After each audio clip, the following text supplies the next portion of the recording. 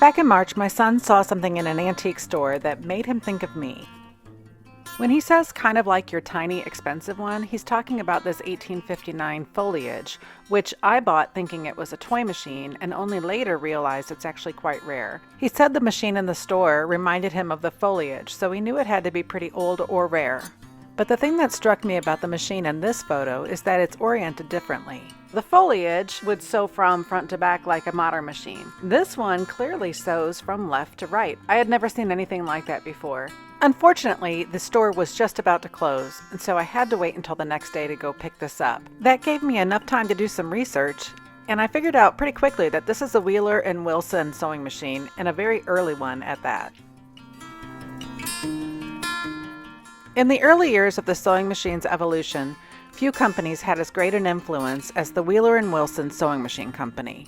They weren't just manufacturers, they were innovators, and they actually rewrote the mechanics of stitch making. The story begins with inventor Allen B. Wilson. In the late 1840s, Wilson became interested in creating a sewing machine, but others were already working on the same idea. The race was on to see who could come out on top with a functioning, affordable, and effective alternative to hand sewing. Wilson secured several patents, including one for a vibrating shuttle that created a lock stitch instead of a chain stitch that was common on early sewing machines. But he soon had a design breakthrough that would set his machines apart: the rotary hook. Instead of a vibrating shuttle that passed back and forth to create stitches, the rotary hook spun continuously on its axis.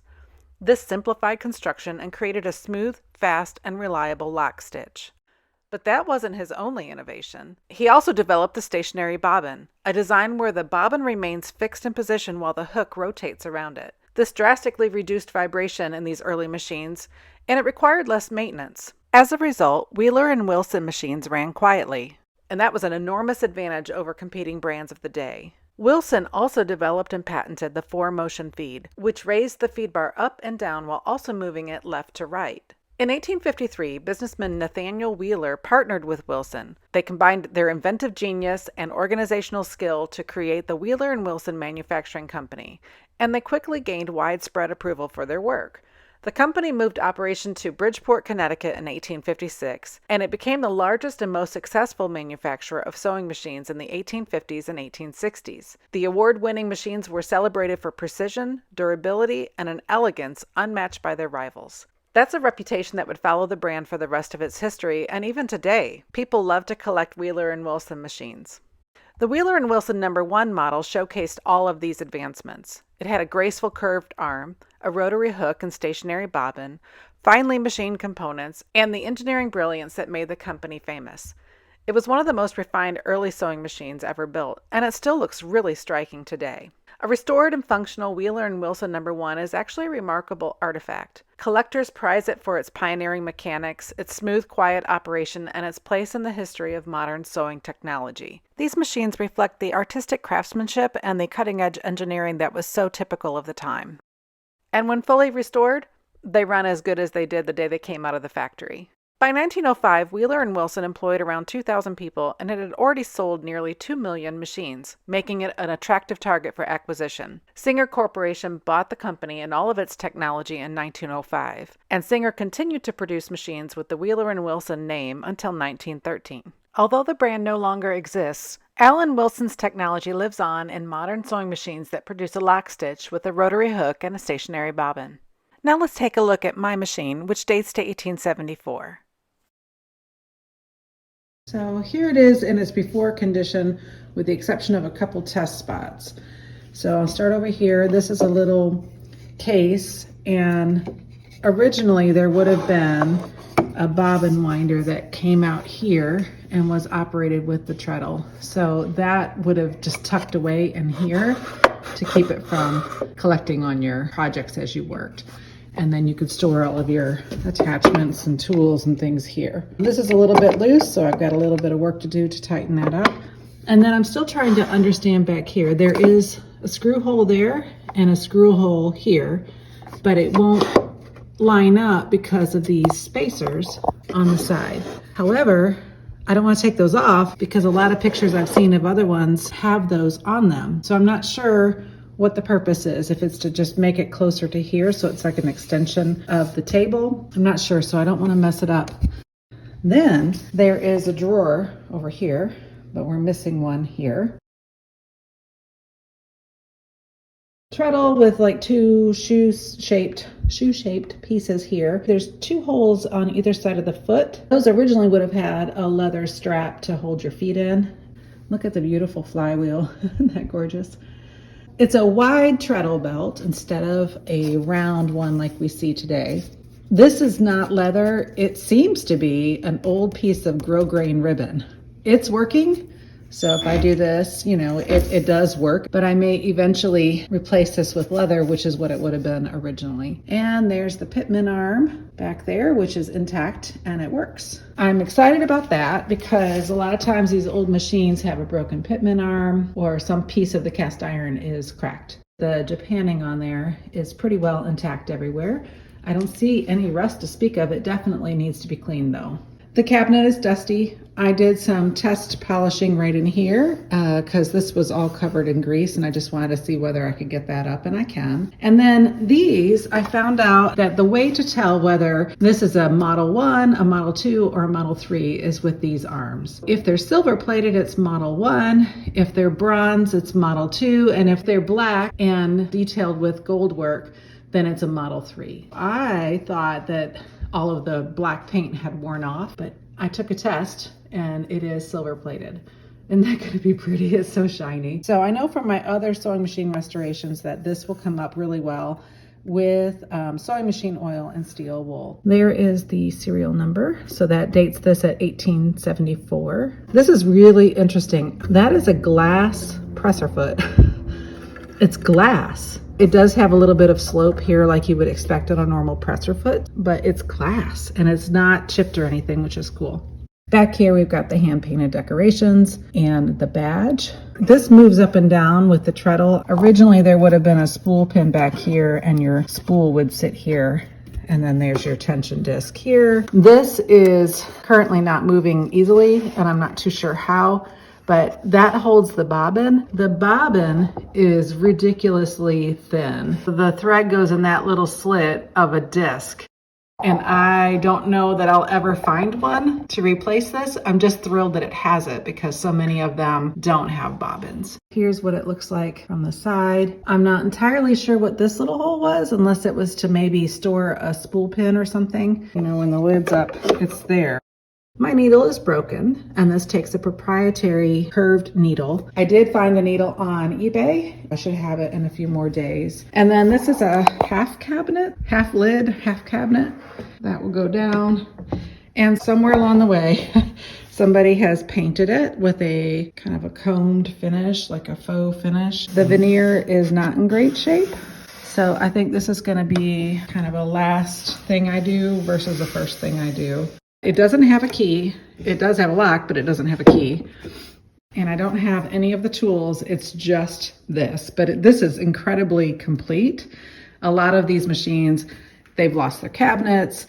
They're rusted all to bits. They don't have this piece anymore, or it's chipped or broken. They certainly don't have needles. Finding one that's this together and this free moving. Here, let's see if I can show you. So if I do this by hand, you know, it moves up and down just fine. It definitely needs some oil. I've got some work to do for sure, but I am so excited about this machine. 1874 Wheeler & Wilson, number 1. I'm going to go ahead and take these hinges off and polish them up so that they look better. I'm starting with things that are not machine, even though I've already done some tests on here. I don't want to go full scale into cleaning this until I've kind of gotten back into the groove of restoring things. I'm going to do one side at a time. That way I can keep track of where I'm at in the process and which parts go where.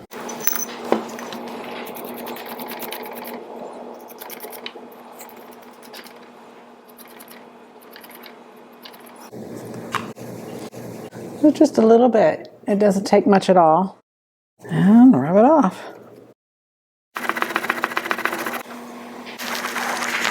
See all the black? All the tarnish that's coming off. And it's coming off on my cloth too.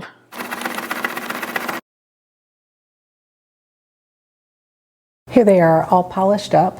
you know, there's pros and cons, I guess, to polishing something like this. They look like brand new hinges. They don't look like their original hinges, but they are. I know they're original. They're 150 years old. When you polish them up, they look like new. But I think the idea behind restoration or conservation is to stop the damage, right? So stop whatever's tarnishing or degrading from tarnishing or degrading further.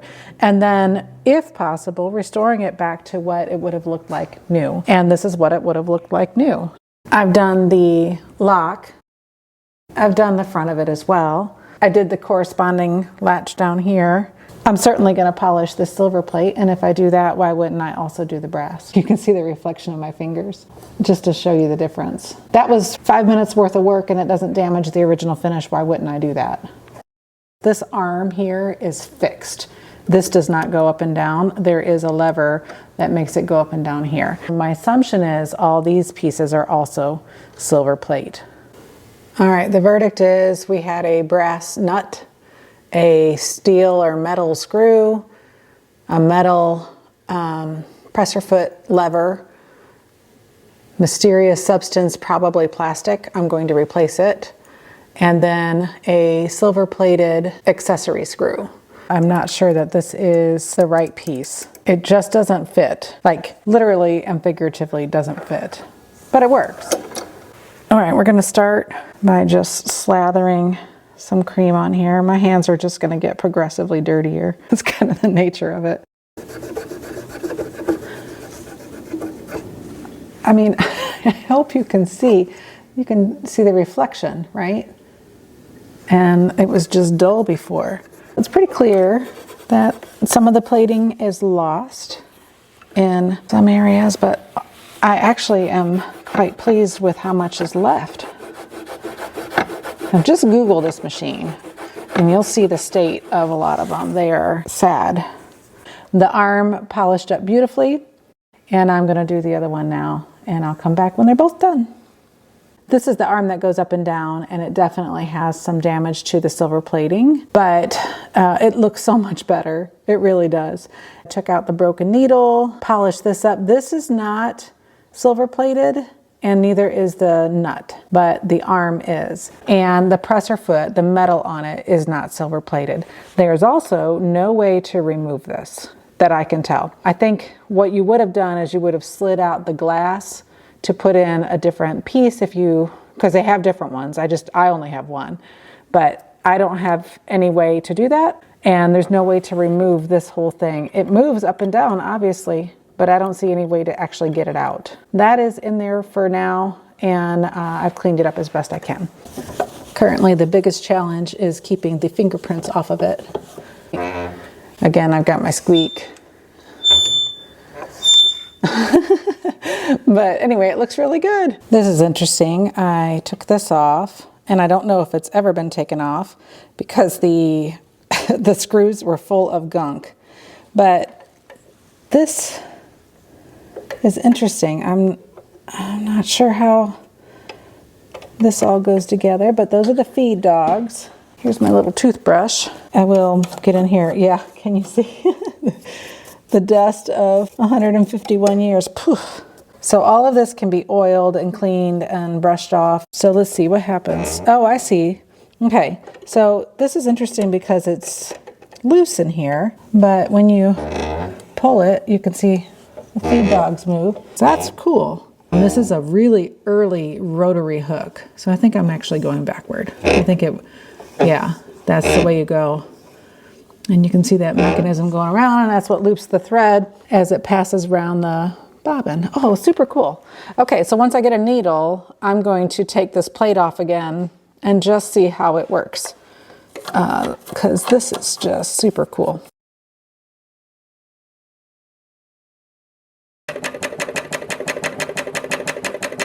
But also I discovered that this is on a spring, and it is a miracle, in my opinion, that spring has not broken over time.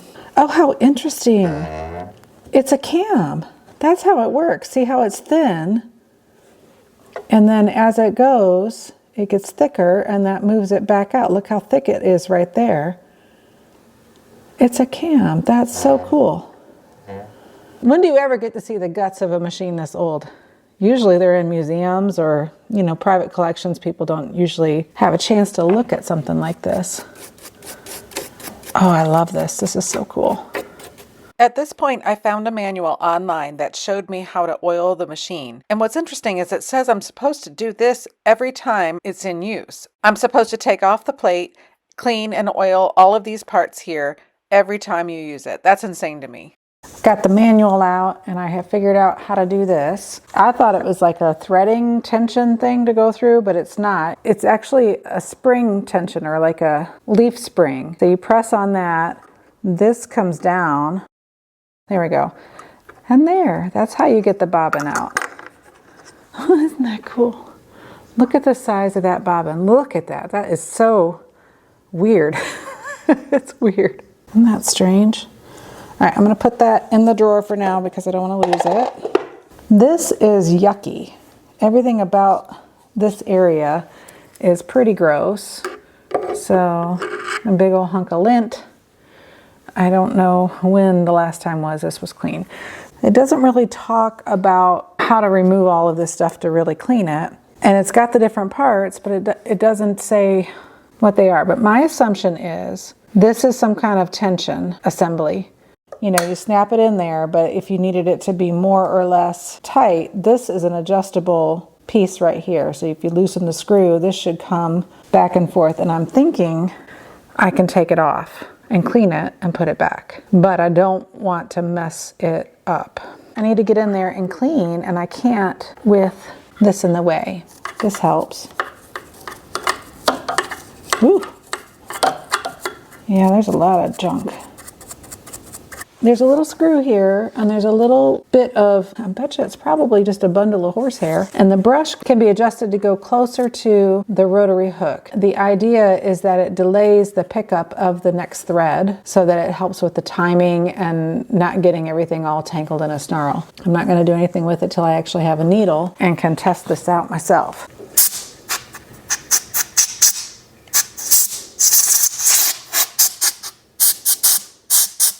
You may not be able to tell, but I have polished and oiled all of this. I couldn't remove it. It's really stiff, and I'm not sure I wanted to anyway, but it moves better. This is oiled. It's easier to open and close. I also took care of this brush piece here and got it kind of cleaned up and looking better. I am definitely losing my light. You can probably see better than I can, just because we're getting later in the day. But before I put the cloth plate on, I'm going to start working on cleaning this. I've done a couple of tests already, and the Gojo works pretty well. I'm not going for perfection here. I'm just going for a very gentle clean, and I just wanted you to see as I go. I'm very gently cleaning with a flannel cloth. There's no loose paint here. There was a little bit of loose paint right there. The cloth plate covers it up, but this part right here does not have any of that, and I'm just I don't want to ruin it, right?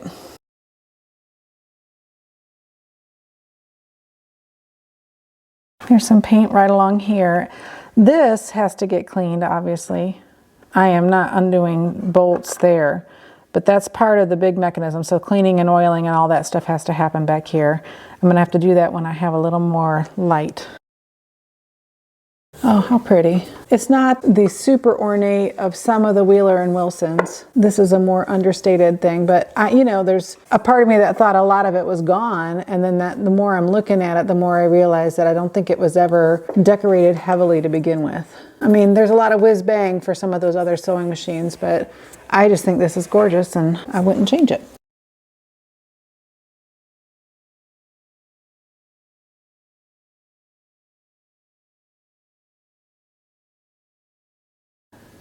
It's not perfect, but it's significantly better.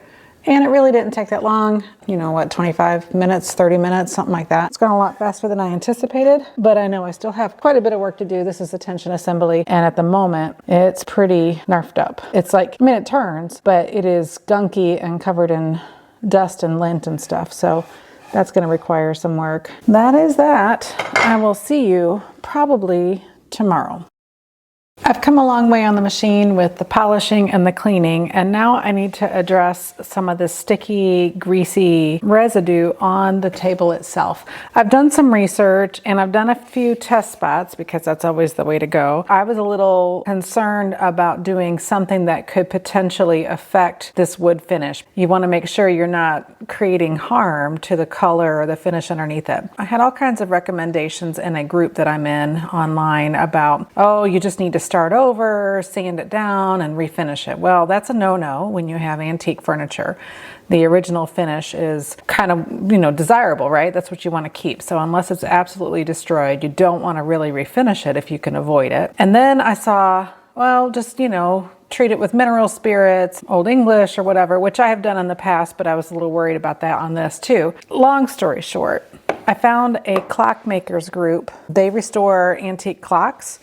And they use Gojo. And I figure if they use Gojo, then I'll use Gojo because, they're working with antique, fine furnishing kind of wood on like big grandfather clocks and stuff. So I tested it in a few spots and it does work really well. I am going to proceed with this very carefully, one small section at a time, because I sure don't want to destroy what's here. I just don't want sticky, nasty, greasy stuff sitting right on top of the table if I'm gonna try and sew with it.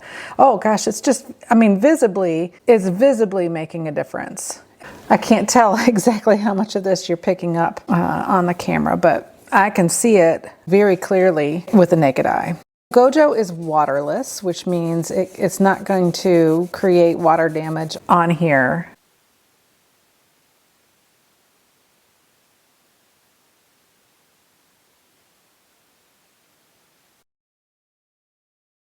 I did something I never thought I would do, and that is I bought a second machine. So this one is just the machine. It doesn't come in a table, and it's missing some parts, but it also had some things that my machine was missing. So it was worth it for me to buy this as a parts machine and harvest what I need to off of it. I will have acquired the parts I needed, which are currently not available anywhere online, but at a savings to what they would have been had they been listed, if that makes sense. So this machine came with a needle, and the needles run about 50 bucks a piece. So already I've gotten a needle out of it, which is great. There is a glass foot here, which these often are missing on machines. Now the one on here is chipped, but a lot of times the machines don't have them at all. And so anybody who's looking to restore a machine is going to want to get a foot. So that's got some use. I don't need it, but somebody else may be able to. It came with its plate. This plate is serial number 749286, which puts it about 2 years earlier than my machine. This machine is also an open bed. Right here, you can see the works of the machine. If I spin it this way, you can see this bar that goes back and forth. On my machine, that's covered up. So there's like a cap or something on here that covers it up. It's a closed bed machine. This one's open.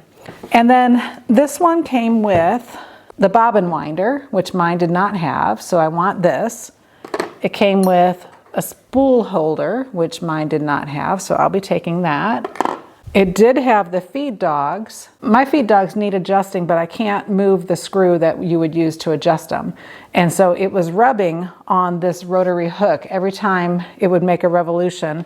When this was at its lowest stage, it would rub just a bit. There's like a little lever under here, and this will move up and down. And on mine, it's not moving at all, and I can't get it to turn with the screw no matter how much I try. So I'm gonna swap this one out for the other one. They're identical in their shape. Then it has the cap that goes on top of the needle bar and the little washer. That's what you use to be able to raise and lower the presser foot. And on mine, somebody had lost this cap and replaced it with a washer and a little brass nut. So I'm going to take this and put it on my machine, and it just needs to be cleaned up. It won't be silver plated like the rest of my machine, but I might try doing that with my son. This machine also had one of these screws which goes under here to hold attachments. And there was this piece, which I don't know what it goes to. They kind of had it here, but it wasn't serving any function. I'm going to harvest this extra screw as well as this piece, even though I don't know what it is just yet. Anyway, that's all the things that I've harvested from this machine, but I just thought it was really cool that it looks different from mine for sure. Somebody has definitely painted it over. It's filthy. It makes you realize just what good shape mine is in, because it was functional as I got it, whereas this one was not functional when I got it, and it still isn't functional. I'll do a cursory cleaning of all of this stuff, and I'll probably relist this machine, because somebody who is looking for other parts and has more time and energy and tools than I do can probably get them off of there and use them. Anyway, I wanted to show it to you before I started cleaning up these other pieces and putting my machine back together. And now that I have a bobbin winder, I can actually get it sewing, which I'm so excited about.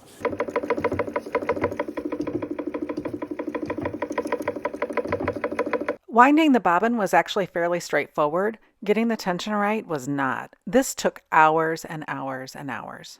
I finally have the machine up and running, and it is a little finicky, but it makes a beautiful stitch.